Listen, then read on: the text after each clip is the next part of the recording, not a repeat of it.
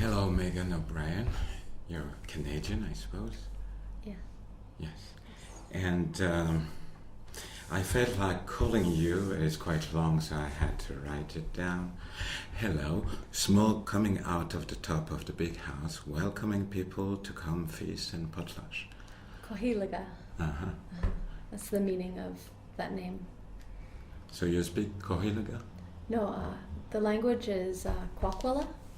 It's the language of the people from Kwakwakiwak territory, mostly like northern Vancouver Island to Bella Coola, mid-coast of British Columbia is that territory. And I'm also part Haida as well.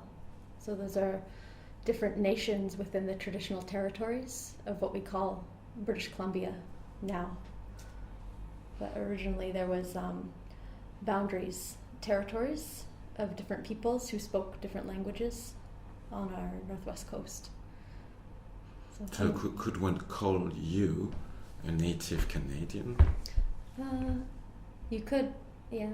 I think more commonly Native Canadian isn't used a lot as a term, but Native American or Aboriginal person of mixed blood as well, like my dad is from Ireland. Hence the O'Brien. Yeah. How does it influence your work? Which part? Both? I mean, both. you're both? Well, I don't know a lot about my Irish heritage, probably because I didn't grow up there, but growing up in a smaller community in Alert Bay and coming from mixed blood, I kind of view it as an opportunity for within myself to heal the divide that exists between like the modern world and the Indigenous world about like all of the injustices that were kind of done to people, Native people in Canada, and to come from like a ancestry that did that too. So it's this opportunity to heal. And in Kwakwakiwak mythology, there's a creature that's called a Sisiut, and what it is, it's a double-headed serpent, sea serpent. So it has its serpent body here, there's a human face in the middle, and there's two wolves on each end. And it's almost like a balance between good and evil to find the balance within. So it's like being a Sisiut, to be of both. Is it? Do you see it that as a mission or as a fate? Not as a mission, but more like not really a mission or fate, but something that is inherent, like it's within yourself already. And I feel as though finding weaving, connecting to it, because it wasn't something that I was raised with or had put on me. It was something that I came to in kind of a roundabout way. But when it did happen, it was so powerful of an experience to connect to it, to the art form and to the culture, that it feels as though it just comes out naturally. And it's brought a whole range of different aspects to my life, from wanting to know more about the culture and family lineage and history, and more about the context, more about what happened to my family in Canada, why we weren't involved in ceremony anymore. And also it's brought me here to France, I'm sure, as an opportunity to share our culture, and as I'm learning to help integrate. So could you tell me a bit more about the work that we are going to see here? The work that I've brought here is, I brought a small exhibit with me. It's a little bit of a snapshot of the work that I've undertaken over the last 2 years. The style of weaving that I do, and that is traditional on the northwest coast from the northern part, is Raven's Tail or Yeel Kwu, and Chilkat, which is two different languages. There's it's called Nahin in Tlingit and Haida, and it's called Gwisalayat in the Somaliac language from Tsimshian territory, which is where that originated, that style of weaving. So traditionally, our material that we used for those styles of ceremonial garments was mountain goat wool.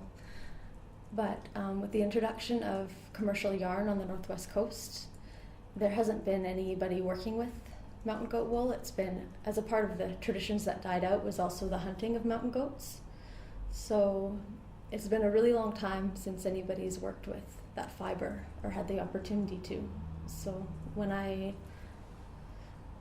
it became available to work with through a gift from a hunter, an animal hide, I used one of the historical texts. There's only one historical text actually about this style of weaving that an anthropologist wrote in, I think it was 1904. So I've been using that and learning to process the material from the raw hide or from wool that's been gathered, because they do shed it as well. So processing it, drafting, and then thigh spinning. In that text, it's described that no tool or implement is used in any step of the entire process. So it's all done by hand. Just the human hand alone prepares the material. So there's no drop spindle, there's no loom, there's no no carding, just you and the animal, And I've also brought, I intend to do like a live demonstration of my work, of the techniques. So I'm working on a woman's size robe, which would be used in a potlatch ceremony for a woman of prestige or rank, matriarch would wear it. And so I'll demonstrate the techniques of a combination robe, which combines nahin and yilku together in one piece. Do you see symbolically weaving as the work of that snake you told us about before? It's like symbolically, it's like weaving is also getting things together. And I've never thought of it in the context of the sea-suit creature, but I have put a lot of thought into, I guess philosophically, into the process of weaving and what it means to do it, the act of it. And it does feel as though, as I've been learning to weave, that it's also been in my life with my family and culture. It's been like taking different strands from different places and integrating them and trying to make a whole again, because what we are is a little bit fragmented still. So to make that whole again, like to heal within yourself, as well as like healing your family and your community and your nation, I think weaving has a big part of that, largely because when you're weaving, it's creating. It's almost like, I think it's like a reflection of the creator, the creative process, and a way of making things real. Do you see yourself more as an artist or as a shaman? Shaman is like near to that, but a lot of weavers do view with the chilkat robes, especially when you see an old one and they sit with such authority on a table, just flat. They just resonate with so much power. And it's like, if I could have some time to describe the different layers of the weaving and the material and the process, it's so hard because it's so interconnected and layered to describe it, but it's basically like the weaver is a medium, not a shaman, but one who, like, I believe and feel that the weaving has its own identity and life force, almost like a seed does, and it knows what it wants to be, and that creative life force that makes the seed grow and become and have its life is the same way, like, I use my life force to create that image in the weaving, and it has its life cycle. It's related to the natural world. I believe that our weaving was gifts from spirits of plants and animals, not invented by us, but gifts like that we received, and that it's inherent in the material's life cycle. Our creations, what we create, is an extension of the plant's identity, but it only arises if human beings take their place in that life cycle. So, for example, I also do weaving with cedar bark, and that's where a lot of those thoughts come from. Is a basket, I believe, is a form that the tree itself has inherent in it. Like that information is in its genetics, I think, on some level. But unless a human being goes and strips the bark from the tree and weaves the basket, it will never be there. But it's a part of it, you know? Mm-hmm. Yeah. Are you happy with your work? I am, yeah. And are you happy as a person? Quite happy.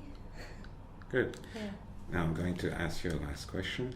Is there a project or an idea that you had or that you have that you haven't realized yet, and that you wish you will one day?